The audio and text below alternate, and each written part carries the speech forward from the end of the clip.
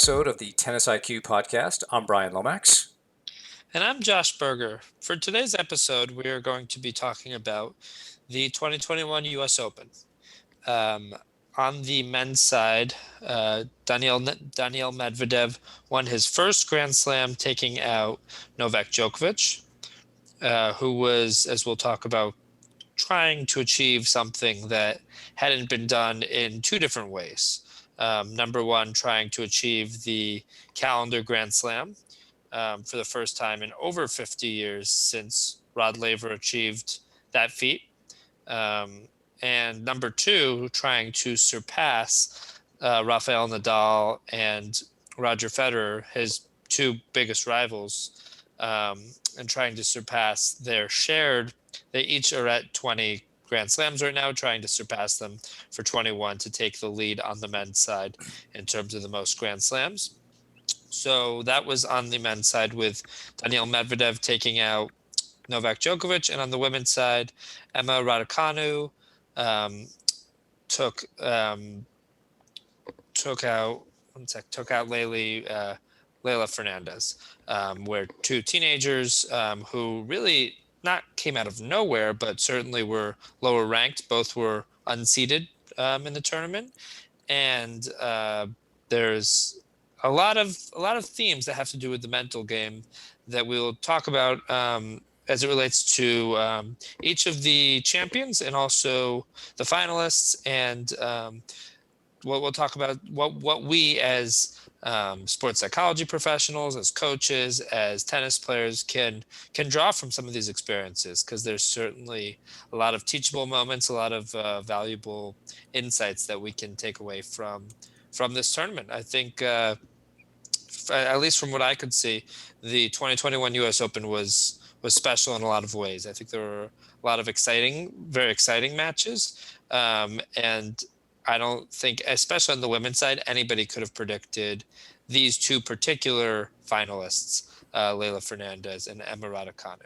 And I think that's a good place to start, Brian. I think talking about that with the women's final and how these two players, maybe didn't come out of nowhere as much as it appeared.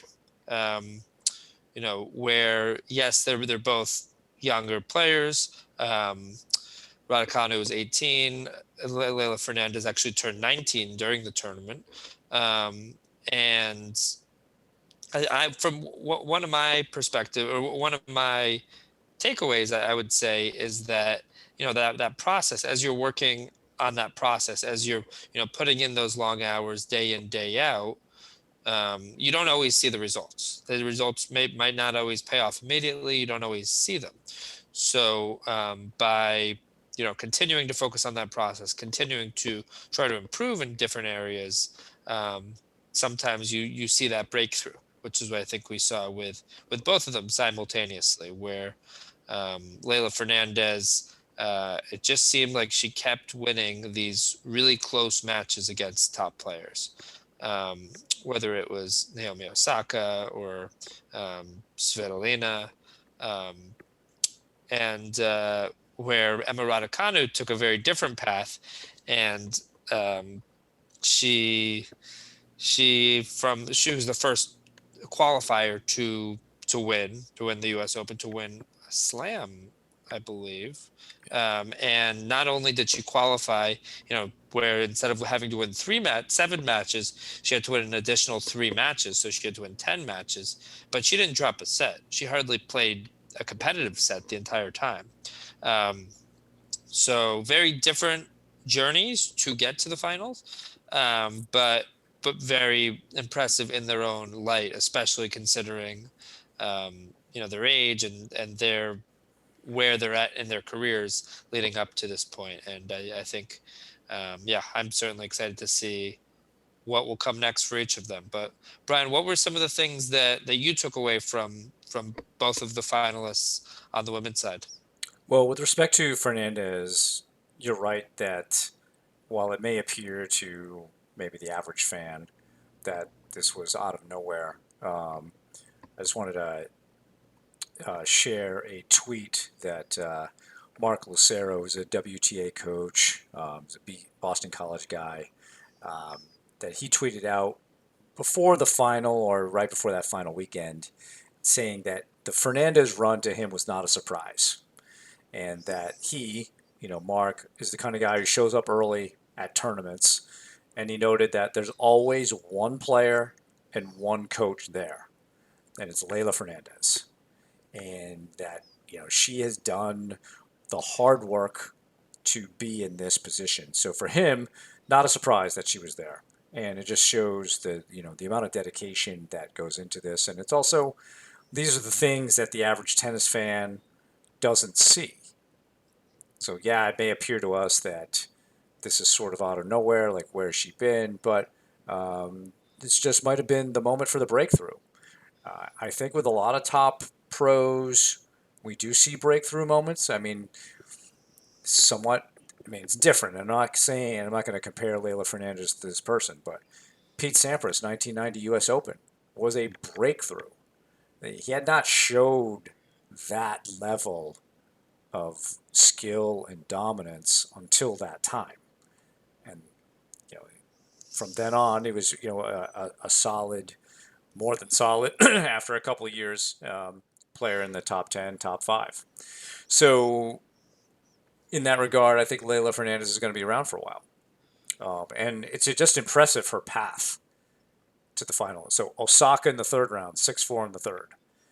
Kerber in the round of 16, 6-2 in the third. Svitolina in the quarters, 7-6 in the third.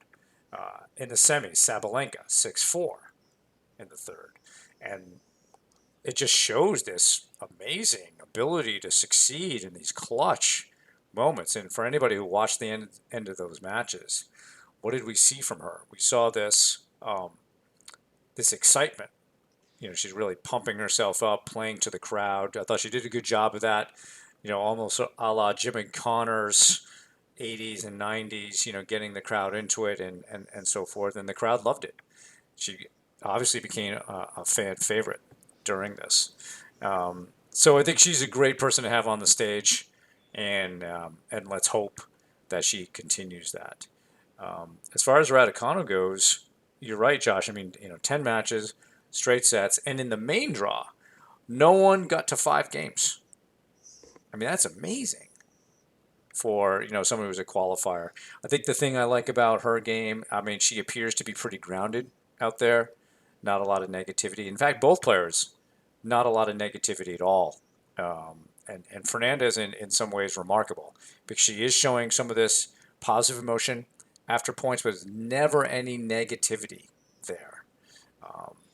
And Radicano, maybe at times there's a little bit, but not over the top. The thing I like about her that I think she is also going to be around for a while. Her mechanics are really solid. Her footwork is great. The way she handled these moments, because even though we're saying, hey, she didn't have particularly close matches, that doesn't mean there wasn't any adversity in there, and she pointed to that in her press conference at the final. There certainly was adversity in those sets that she played, but she stuck to the process of what she wanted to do, played one point at a time. I think these were some important philosophical points for her, and she was able to come through in those matches. And so, my hope is that both of them are around more. We can always have more depth, whether it's the men's game or the women's game. The more players who are in the mix, the more exciting it is for fans, but it's also better for the players because then they're pushing each other to be better. It's constantly raising the bar. And so I think what Leylah Fernandez did really raised the bar about how one handles these, the business end of these third sets. Just super impressive how she did that in essentially 4 consecutive matches going into the final, coming through in the third. 4 consecutive matches where she was a big underdog too. Yeah, she played a 3 seed, 16, a 5, and a 2. Right. It's not just 4 ordinary matches. As an unseeded player. Yeah. Right. Exactly.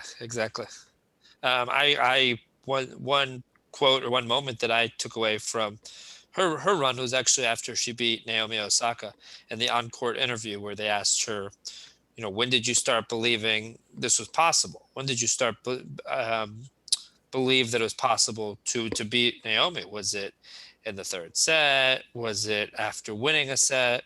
And she said no. They didn't ask those parts, but when did that self Hmm. belief start? And she said, it started right in the beginning. Going into the match, right at the start, she believed she could do it. And this is a concept we've talked about on this show. I believe actually in our last episode, but also in previous episodes where we've um, in order for a player to win, especially if a player is ranked a lot lower, or um, you know if a player's rating is lower or younger, oftentimes, um, in order to win, and especially if it's deemed as an upset, you have to believe that that is possible. You have to believe that you can win, not that you necessarily will win, but that you can win, that you're capable of winning, and then that makes that performance at least possible. So I think that quote by her, that she believed she could do it from the start, that certainly played a big impact with not only the Naomi Osaka match, but her performance as a whole. Well, think about what a great answer that is Right. in terms of just anybody who's a young player or anybody just listening to that. It's the self belief has to start before the match begins. Like you said, Josh, we've talked about this concept many times, and I bring this up when I'm working with teams, especially. We'll talk about, say, the NCAA basketball tournament and March Madness, and the idea of, say, a 15 seed beating a 2 seed. The 15 seed team can't beat the 2 seed if they have no belief. They will lose. Um, Now, the fact that more of those upsets have happened actually can help teams who are seeded 15th. You can believe it. It's not Mhm. totally unusual that might happen. And so, in essence, matches like these are not even near the level of upset, I don't think, than like in college basketball. Like a 15 seed beating a 2 seed, that's a much bigger upset than, say, Leylah Fernandez beating Naomi Osaka. If we look at UTR, I mean, they're really probably not that far away. Um, but what's the difference when you look at the pro level? And you can see it on the men's side up until maybe more recently, because all these guys are super close UTR wise. It's that belief gap.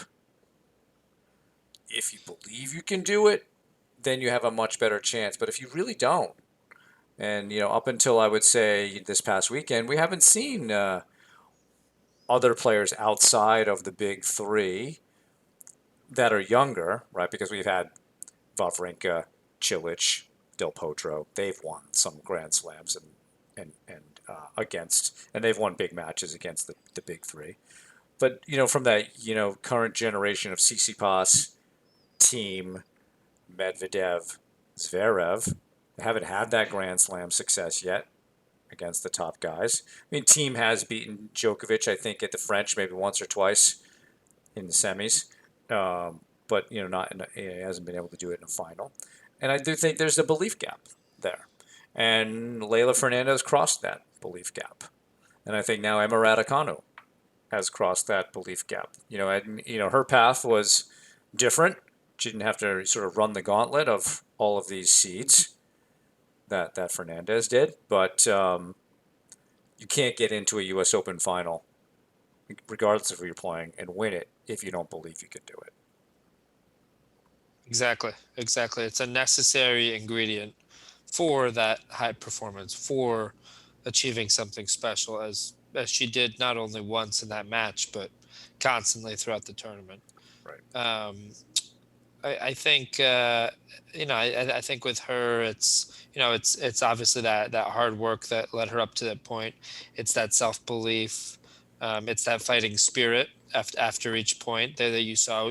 Those positive celebrations after points won, and that rare lack of a letdown when points were lost.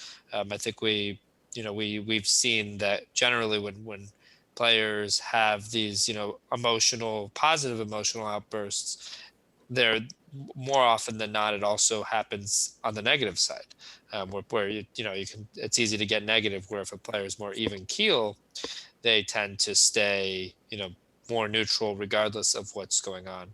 Um, but she is a special case, as you pointed out, Brian, of somebody who didn't have that negativity, despite really using the crowd to her advantage and really being positive and pumping herself up constantly.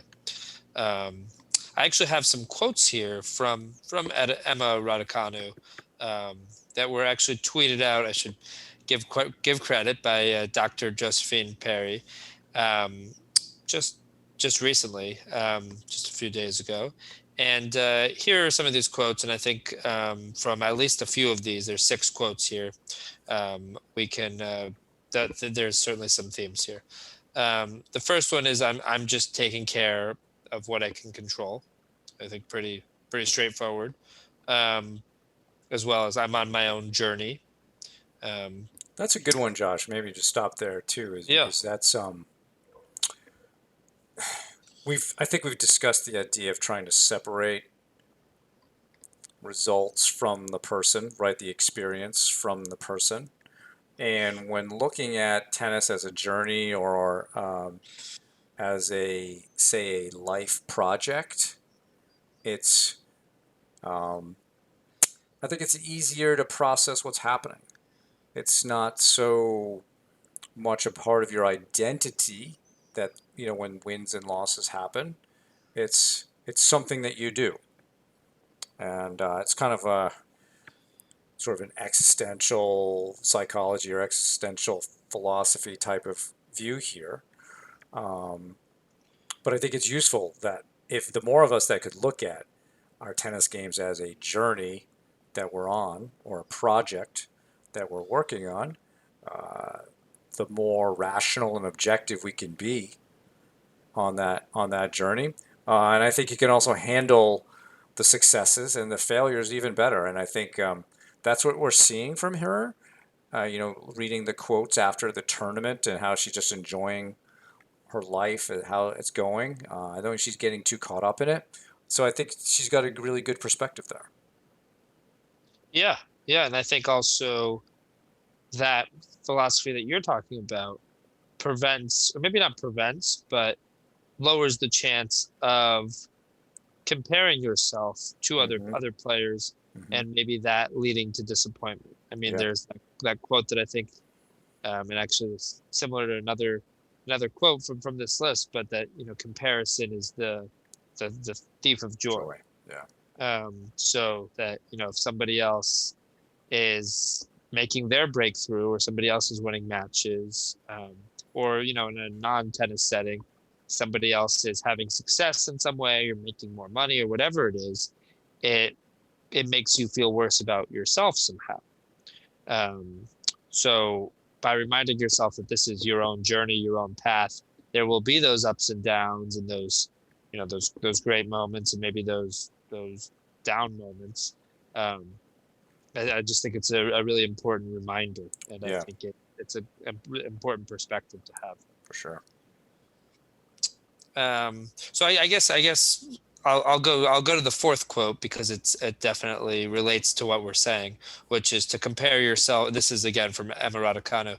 To compare yourself and your results against anyone is probably like the thief of happiness. So it's exactly what we're talking about. That this is her journey, rather than needing to compare herself against anybody. Um, moving on, another quote. This is I'm staying in the moment, focusing on the process. Again, something we've sort of two different concepts we've talked about in terms of staying present, right? Staying in that present moment, rather than getting caught up in what has happened and what might happen in the future. And then also that focusing on the process aspect, which we've certainly dived into. Um, the next thing is I trust myself. I guess these, yeah, I trust myself. It's all mental at the end of the day. Um, is definitely an important concept. Actually relates to me to what we were talking about with Leylah Fernandez and her self belief, but this self trust going into matches and that she has about herself, I think is a huge factor in making a breakthrough run like this. And then the last one, which is actually my personal favorite from this list, and maybe we can, send in the show notes if people want to reread any of these quotes, we can make sure we have a link to this tweet. But this last quote is, "This could be the last time I play here, so I might as well just go for it and enjoy everything." Yeah. I think that understanding and that sort of appreciation of the moment, not just taking it for granted that you're winning a Grand Slam or getting to the quarterfinals, semifinals, finals of a Grand Slam, but understanding that this is something really special and that you never know if and when this will happen again. So you might as well, you know, the quote says, might as well just go for it and enjoy everything. I think those two pieces. Number one, that hey, let's go for it. We don't want to have any regrets. That first piece, but also let's enjoy it. Let's not view it as a threat, but more as of an opportunity that that we have here that we're appreciative of, and really try to enjoy that moment. I think that's another good existential philosophical perspective that, hey, this could be the last time I'm here. Whether something can happen, whether that's injury, something worse. Maybe that sounds a bit morbid, but that's true. We're all at some point going to die. So, we need to grab things when we have those opportunities. And, the fact that she has this particular perspective at 18 years old is fantastic. It's only going to make her much stronger. And I think you bring that back to the present moment piece. There's an example in that final game where she had to take the medical time out because she was bleeding from her knee. And she appeared, completely calm at that moment while she was being treated. She didn't want to stop, but she took it as it came. And I thought she handled the moment well, and was able to navigate that game and finish it off. So I think a lot of great stuff from her. Whoever's on her team, etc., they're really doing a great job in terms of shaping her perspectives on these things, and I think it bodes well for her success going forward, which is great. I think one thing I'd like to come back to is with Leylah Fernandez, something that she discovered in the tournament, and this was in her press conference. And I bring this up because I was actually talking to somebody today who watched the match and was commenting on how Fernandez was playing to the crowd and getting excited afterwards. And we've mentioned this already today, but that apparently was not really her, prior to this tournament, not her norm. Her norm would be to be rather calm. And so she was asked in her press conference after the final, what specifically do you think you learned about yourself in your game that you can carry forward? It's a great question. And Fernandez responded, there's one thing that really surprised me was that the more that I'm more outgoing on the court and that I try to get the crowd involved, the more I'm playing well. Usually when I was younger, I tried to be as calm as possible, just like Federer. I'm glad that I've discovered that of myself, that I play a lot better when I'm more, not motivated, but when I'm more outgoing, when I'm using the crowd to my advantage. And I thought outgoing was actually a good way of putting it. Not all of us are necessarily extroverted, but extroversion, or some level of that, can be helpful toward performance and toward confidence and self-belief. So what I liked about this, Josh, was that Leylah Fernandez is talking about, what she's doing between points. What is her optimal intensity level or her optimal emotional mix? This goes back to a psychological theory called individualized zones of optimal functioning. We are all different in that regard. And so the thing that she's doing here is she's discovering more about what triggers her optimal functioning. And this is something I would encourage everybody to experiment with a little bit. is they try to be more outgoing. Maybe that helps. Maybe for those of us who are a little already at that end of the spectrum, see if being a little calmer helps. And play around with that. Play at the extremes, play in the middle, and just see what works. You may discover something, and that's really cool that she's discovered this. Let's see how that plays out over the next several months, because I think it's easy to probably play to a crowd like New York, and there may be crowds around the world that are harder, maybe don't give off as much energy as the New York crowd, or there may be smaller venues, or maybe the first Monday or Tuesday of a tournament indoors somewhere doesn't have as many fans, so it may be harder to do those types of things. So it'd be very interesting to see how she is able to carry this forward. Yeah, yeah, I think you bring up a great point there, that there's a process that players ought to go on of trying to figure out what works best for them in terms of, of their optimal functioning, of, how pumped up they want to be.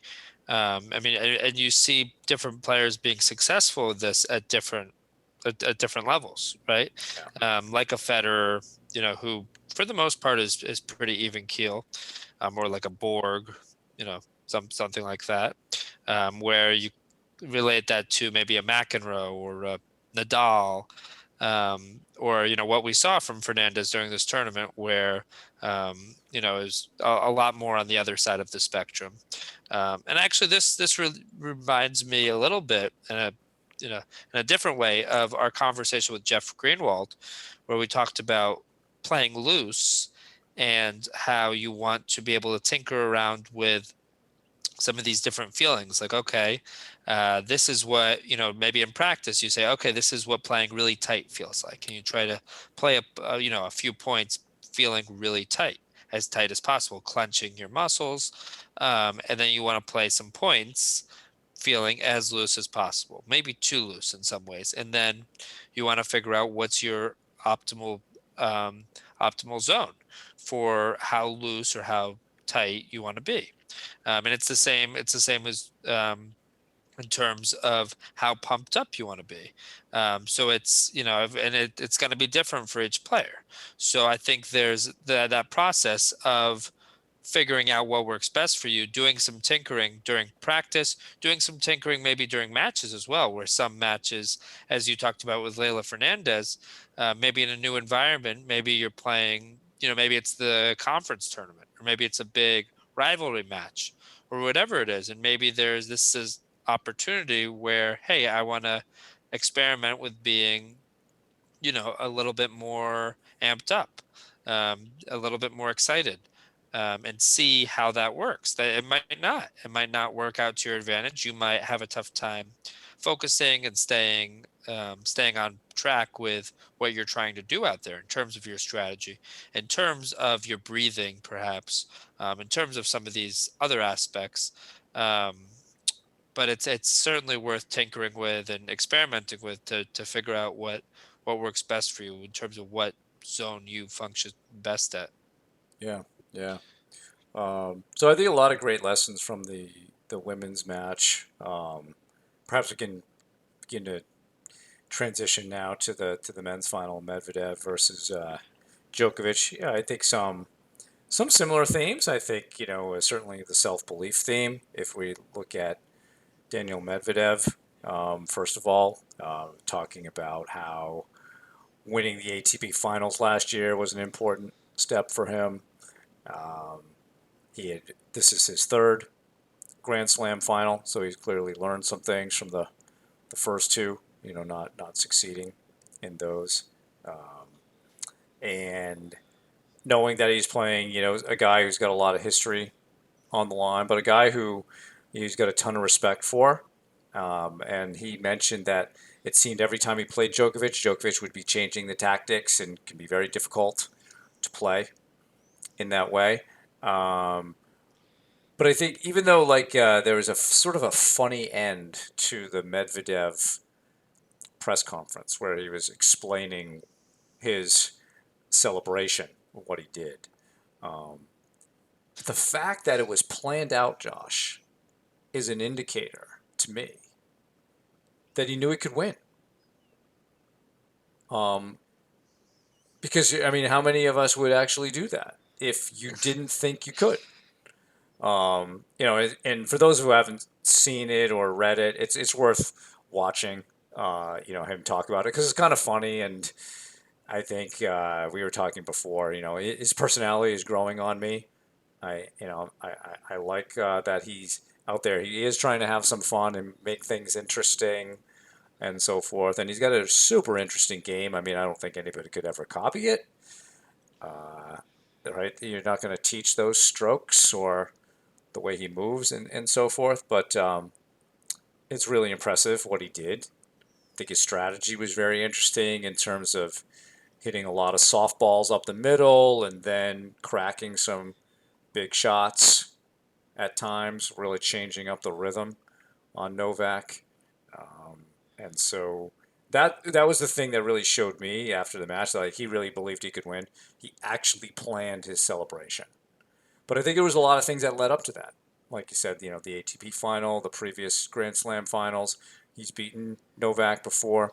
So, he knew he could do it. And he probably also knew that Novak had a lot more hours on the court. And it appeared to me that Novak hasn't really been playing well since Wimbledon. I don't think he had a great Olympics.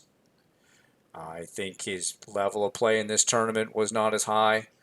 And, he noted at the end of his press conference that, in a way, he's kind of glad the whole thing is over. I think that, yeah, him making that admission that he's glad that the whole thing is over is maybe an admission that he was feeling a lot of pressure, Yeah. even if he didn't say it explicitly. I think, I mean, with all that history on the line between trying to break Nadal and Federer's record and the calendar Grand Slam, it's a lot. And he, during the tournament, when he was asked about it, he pretty much pushed it off and said, "Oh, we can talk about it at the end." But no, I think I would agree that ever since Wimbledon, he hasn't had his best tennis. He had um, a disappointing Olympics by his standards, where he lost his final two matches, the semifinal match as well as the bronze medal match. Um, and then, yeah, that at this tournament at the U.S. Open, uh, it didn't. He wasn't necessarily as dominant as we're used to seeing. Yeah. He dropped a lot of first sets against different players that we wouldn't have expected. Um, and yeah, he, especially in that final, he seemed a little tight. His leg, I know he talked about his legs feeling a little bit heavy. And to Medvedev's credit, he really stepped up. He really brought out his A game for almost that entire match. It was actually just a small blip at the end of at 5-2 in the third set when Medvedev was up and serving for it for the first time, when we saw any sort of nerves or any sort of a drop from Medvedev, where I think he had a couple of double faults, one on match point, I believe, and yeah, one on match point, and I think one on the next point at deuce. And we saw maybe a drop from him, or at least a blip on where he has maybe felt a little bit tight, but then the next time around when he had that second chance to serve it out, he he seemed to make adjustments, perhaps in a similar way. And Brian and I were talking about this off air beforehand, perhaps in a similar way, a little bit to maybe some of the adjustments he made after facing Djokovic in the past. I mean, this is his third Grand Slam final, including one very recently to Djokovic. Um, so yeah, he made the needed adjustments, and I would say capitalized on Djokovic being a little bit off, a little bit away from his best. I think also when you're serving at 5-2 and you lose that game, it can help you. And this may sound counterintuitive. For some players, I think it helps them in the 5-4 game. They've been through it. They know they've been a little bit nervous, and they can learn from that. You could certainly turn it around and say maybe you'll be even more nervous, but I don't think Daniil Medvedev's that type of player. I think he actually learned from that 5-2 game, and he knows that it's would be a monumental task for Djokovic to break him twice. And he settled down. He handled that second time around much better, and I think that was an impressive mental comeback in terms of him serving out the match. I think the other thing I'd like to say about Djokovic, and I don't want us to be, perceived here as hammering Djokovic. I think we got a comment once, like we're always hammering the guy. And to be honest, I think we're actually pretty nice to Djokovic. I think we've sung his praises many times, and he is arguably, as much as many fans don't want to hear this, he probably is going to go down as the greatest of all time in terms of his. I mean, the stats just say it, right? But in this moment, I thought, and this I think happened against Zverev as well. I thought it was very interesting that he stopped trusting his baseline game. The game that has gotten him to be that dominant player, he all of a sudden abandoned it. He didn't trust it. He started serving and volleying and playing, and against Zverev, playing short points, just very non-Novak Djokovic. And it would be interesting to delve into that a little bit with him, like what was really going on there. Because Novak, if I'm, let's say I was a player of that level, if Novak Djokovic is serving and volleying against me, I think I'm happy. I think that actually gives me a better chance of beating him than him playing from the baseline. And it's just an interesting adjustment that he made, that he went away from a massive strength of his, something that has broken many players down, broken many players mentally. And for some reason, he decided to go away from that. And I'd love to know more about that, but I thought that was an indicator for sure that something was happening with him in this tournament. Yeah, yeah, and I mean, I think the fact that we saw it after he fell behind, probably has to do something with his confidence dropping in his bread and butter. I mean, we've seen over the years, and really over the last 15 or so years, we've just seen Novak Djokovic break down so many players from the baseline. Yeah, I mean, he's probably more solid than anybody. He's able to limit his own unforced errors, and he's able to dictate on both sides in a very remarkable way. And from the net, he's certainly capable of finishing from the net, but I don't think he is exceptional in the same way at the net as he is at from the baseline. I wouldn't put him as the best volleyer in the world, or the having the best overhead in the world by any means. Where with his ground strokes, he's certainly as good as anybody, or better than anybody, you could say. So I agree with what you're saying, that the fact that he switched his tactics from the bread and butter, from the very solid baseline game where maybe he finishes points at the net, and looks for the opportunity to come in at those key moments, to a tactic of serve and volleying, which didn't seem to be a tactic that he went to because he thought that was the best tactic, but maybe he went there because what he was doing wasn't working. I think that's telling, and I think it yeah, if you're seeing a player that a player that you play all the time, let's say at your tennis club, or at the wherever you play, and then all of a sudden they are changing tactics, that's probably a sign that they're uncomfortable in some way, or they've yeah. lost confidence in some way. So I think that's a great point. It's just something I don't really recall seeing from him in big moments in doing this. Certainly, doing something like that every now and then was one thing, but actually completely going away from your strength.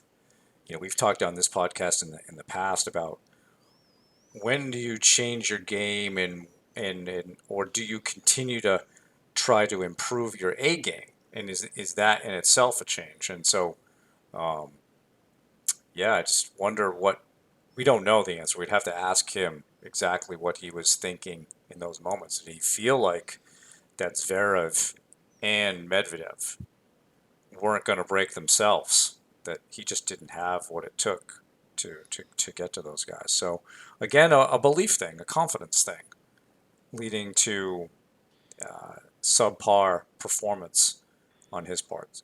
His part. Of course, there were a lot of dynamics going on with Novak in this tournament. So um, there's that, of course, right? There's so much history going on, and it's not a surprise that this happened in a way. Um, my expectation, Josh, is that Novak will take some time this fall, and he'll be back for the Australian Open. He noted he's still motivated, and I wouldn't be very surprised if he got number 21 in Melbourne in January, assuming the tournament is played. Yeah, I agree.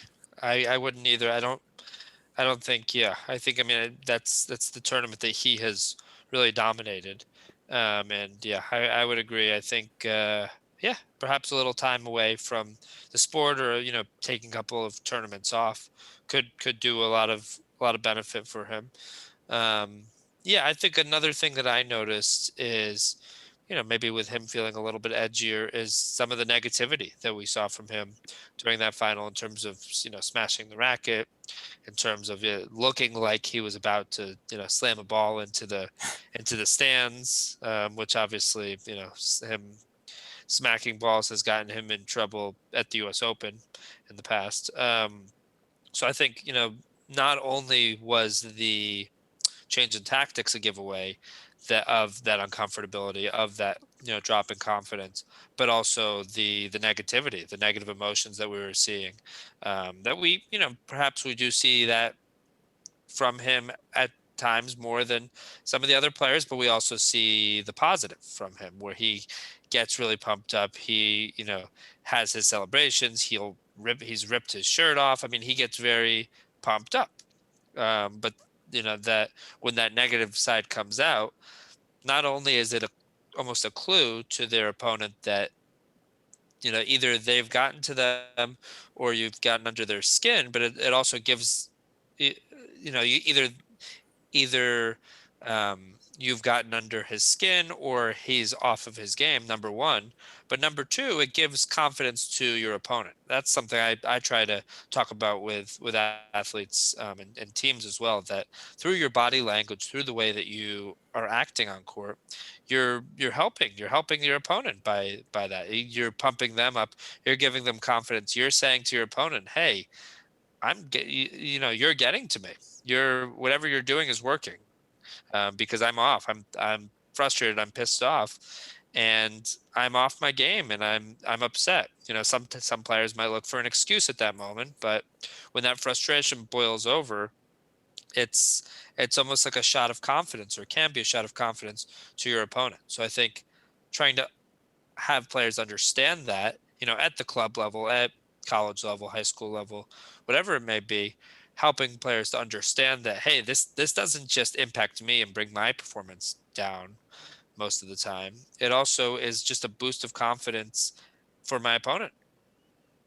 Yeah, I agree, and it's kind of a double-edged sword because you're also harming your own ability, harming like if you think of sort of the stoic concept of one's inner fortress, inner fortress of mental toughness.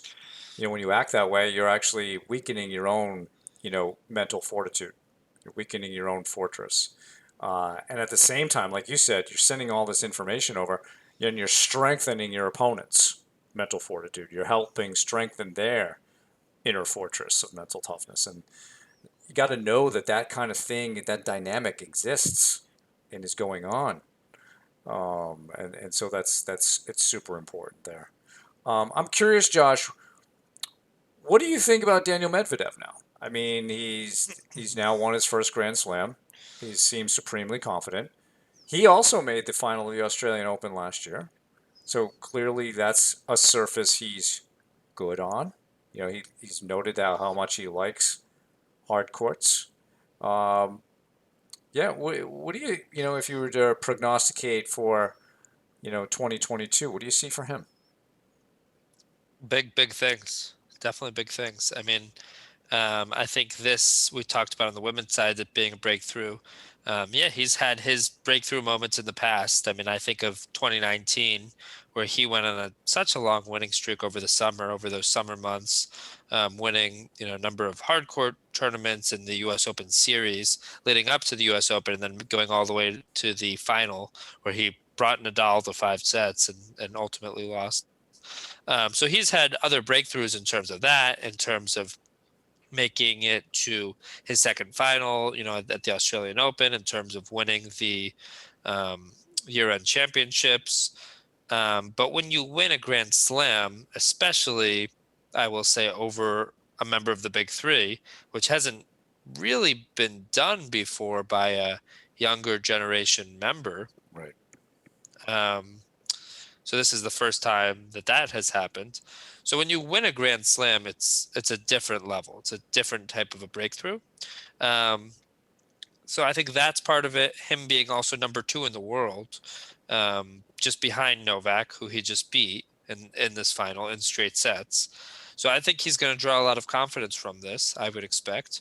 Um, and yeah, I mean, I think he's also probably won a lot of fans from this whole experience, from, as you said, his personality coming out, more. And I think he'll have more fan support than he's probably ever had in the future now.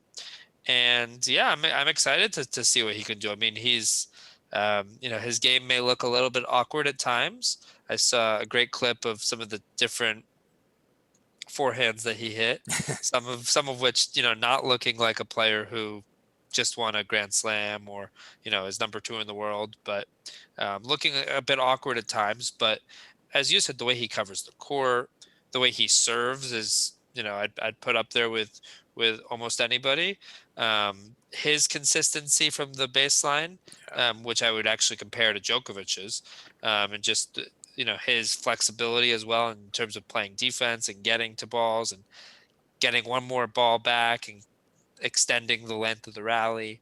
Um, yeah, I think both in terms of his offensive abilities, his defensive abilities, his serving, his mental game as well, how he's really seemed to have improved on that. I mean, I remember in 2019 how he had his sports psychology professional with him in his box, and that being a big deal. Obviously, we've seen since then other players like Iga Swiatek, who have really also embraced their own sports psychology professional, having them in their box or talking about the importance of them. I actually heard something interesting um, of about Daniil Medvedev, which I believe was a few years ago, 2 or 3 years ago. I think probably 2018. I could be wrong on that. Where he went on I think it was from maybe Washington D.C. up to either Toronto or Montreal for the Rogers Cup, and they decided rather than flying, they were going to drive. Him and his coach, and he's a top 100 player at the time. It wasn't out of necessity or finances, but they did it for a reason. They said, or they decided to have a long talk, almost a come to Jesus moment, you could say. I think that's how it was compared. And essentially, they had a talk that, hey, he has a lot of ability. I think he was ranked outside of the top 20 at the time, but he wasn't necessarily taking everything as seriously as he could have with his nutrition, with his rest and recovery, with his mental game.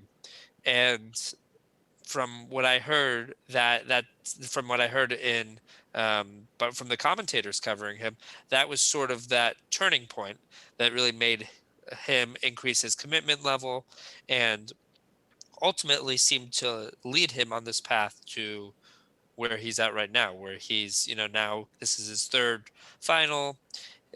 major final, his first title, and, really making that breakthrough. I mean, perhaps not as sudden of a breakthrough as a Fernandez or as a Raducanu, but a breakthrough nonetheless in terms of winning your first Grand Slam. And, it's something we haven't seen from very many people in the last, 15 or so years.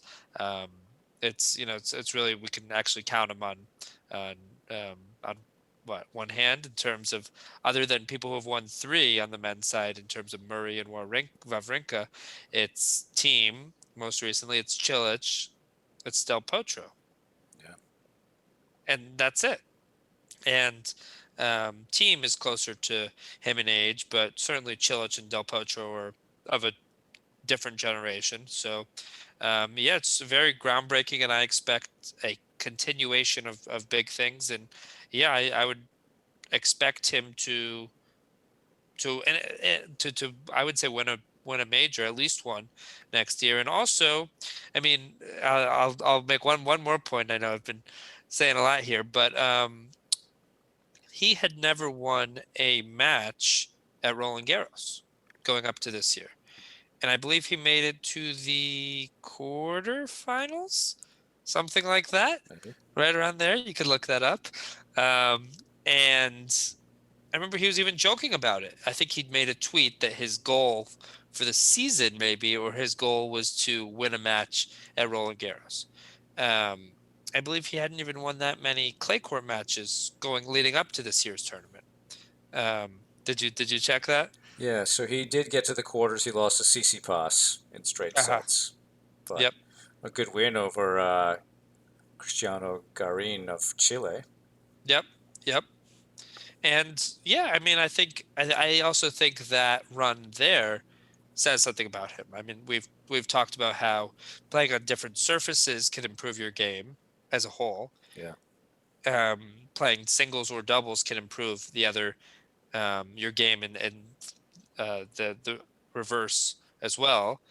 And perhaps it was some of the confidence that he gained through doing better on clay and going, making it to the quarterfinals compared to losing in the first round again, that also led to some of that confidence. And, with someone like him, I could see him being successful on all surfaces next year and going forward. So, what do you think, Brian? no, I would agree with you, Josh. I think he's got the confidence and the self belief. He's got a little bit of the swagger that he knows he can beat these guys. I think that's an important part of it. And his game is, like you said, he's very similar to a Djokovic from the back of the court. He can retrieve everything. He's extremely consistent. I think where he's better than Djokovic is with the serve. His first serve is better. Not that Novak isn't a good server. Novak has certainly improved his serve. He hits his spots. He holds his serve a lot. He backs it up really well. But you're more likely to get aces out of from Medvedev, and that can be somewhat demoralizing in itself in terms of making your opponent uncomfortable. Um, and I don't know that we talk about his return game much. Maybe because he stands so far back, so he has more of a, I would say, a Nadal style of returning as opposed to the way Djokovic is more up on the baseline, is a little bit more able to take it offensively, sort of similar to Murray as well. So he's neutralizing more so than being offensive off of the return. But I would expect him, yeah, to only get better and better. And he seems to be, in terms of handling success, having fun, and enjoying himself for the most part. And so, yeah, I think he'll do well. And I would not be surprised if he wins the ATP Tour final again. And I think he'll certainly be a factor in Australia and for much of 2022. He's a relatively young guy. Um, and I think of all of those guys that we're thinking about in terms of team and Tsitsipas, he's the one I think who stands out the most. His game is the most solid in some ways. I mean, we'll see when team comes back, or hopefully he does come back. Hopefully he can regain some of the motivation and desire that perhaps he lost a little bit after winning. But Medvedev just seems really solid, and now that he's got a Grand Slam under his belt, it's going to be harder to make him uncomfortable. It's going to be harder to get to him mentally in that way. So I think, yeah, there are good things ahead for him. Absolutely, absolutely.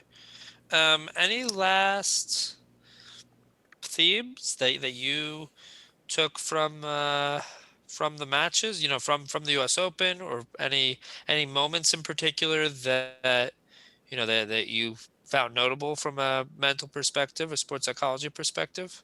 I think the only other one was sort of alluding to it, but in the Zverev Djokovic semifinal, I think Sasha Zverev showed again that he's maybe not quite ready for that big stage. After the fourth set, I thought he had Djokovic. Again, Djokovic was serving and volleying, had more or less abandoned his baseline game, and Djokovic was really trying to intentionally play very short points. And beginning of the second set, Zverev essentially broke himself. Double faulted a couple of times, really sort of egregious looking double faults. And that's just a message to Djokovic that you're nervous. And you can't do that against a guy like him. That's, essentially like blood in the water for a shark. That's just going to, dial him in even more. He ended up breaking right there. And Zverev started looking mentally lost after that. If you see like just pictures of his face going into commercial or after some of these games, and I thought he had a real opportunity to beat Djokovic. He had him on the ropes, and similar to a little bit of the performance against Team in the previous U.S. Open final, where it was, um, unfortunately not a lot of great tennis, especially in that fifth set. A little bit of a um, kind of repeat of some of those nerves. Up until that point, though, I thought he played great. Thought he was really solid from the baseline, and he had to have been to, again, get Djokovic to a point where Djokovic didn't want to play long points. So, what happened there? Why didn't he build on that fourth set? Was he thinking more about winning rather than what he was doing? So, it would be interesting to know that, but I think that would be kind of the last thing that I would want to point out from the tournament. I just thought it was an interesting dynamic. Yeah, yeah, no. One, I guess last thing that I pointed out, or would point out, or that I noticed, and somebody I definitely have my eye on, is Jensen Brooksby. Oh yeah, because we saw him play when we were together in Newport. That's right. That's right. We did watch him play in Newport, and he made it all the way to the finals of Newport, where he lost to Kevin Anderson, which was a breakthrough in his own right. And then I believe also had some other, um, also won some other matches during the U.S. Open series. That had some other deep runs in the U.S. Open series, and then yeah, gave Djokovic actually a lot of trouble. Won the first set against Djokovic, was really battling with him in the second set as well. I think he was up a break in the second set, I believe. And to me, it shows how having sort of an unconventional game can really get under people's skin, can actually make people uncomfortable, and at times bring them away from their best tennis, where he has a game where the ball comes to him and you don't necessarily know what he's going to do. Is he going to hit the ball really flat? Is he going to take pace off the ball? Is he going to slice it or drop shot, come up to net? He plays, he volleys quite well. But just an unconventional game in terms of using a two-handed backhand slice, two-handed backhand volley, which are things we don't normally see at the top level. We certainly do at times with a Florian Mayer, Fabrice Santoro, some throwbacks right there, but the magician. Um, but no, I was impressed by his performance. Um, in the tournament as a whole. He won a long match against Michael Emer from Sweden, and that performance against Djokovic was very impressive as well. Definitely have my eye on him. I think he's um, he does a lot of. I think a lot of the commentators have talked about his serve as an area of growth, but I think what he does really well from the baseline is just making people uncomfortable, looking for those chances to come into net and finish points. Um, and I think it emphasizes how sometimes winning ugly, whether it's Brad Gilbert who coined that expression and wrote the book, or somebody like a Daniil Medvedev or Jensen Brooksby, who maybe is making looking for ways to make people uncomfortable, looking to be as difficult of an opponent as possible. How that those attributes are important. How we don't just want to be thinking about playing our game as well as possible. We also want to think about taking our opponents out of their comfort zone and be playing a style where they're going to be uncomfortable and make it as hard as possible for them to play well. I think you can also like proactively design your game to be uncomfortable, Yep. and I think the more that players focus on that, um, then the easier it becomes to make others uncomfortable, right? So I think Brooksby does a good job of that. I think, yeah, let's hope for some growth there. I mean, in terms of the serve and some of the other mechanics that he has, but he obviously has a mind for winning, and that's something to really latch on to, and you can build the physical things. It's sometimes it's that piece of knowing how to win that's really that can be tricky to teach, especially at that top level. And now that he's had he's had a good summer for sure. So, so Josh, great conversation. Appreciate that. So, everyone, thank you for listening. For more on today's episode, please check out our show notes. If you have any feedback or questions for us, please email us at tennisiqpodcast@gmail.com. You can also use the Twitter hashtag tennisiq. Additionally, please subscribe to the show on your podcast platform of choice, including YouTube, so you can be notified of new episodes. You can also check out our Instagram page. Thanks again, and we will talk to you soon in our next episode.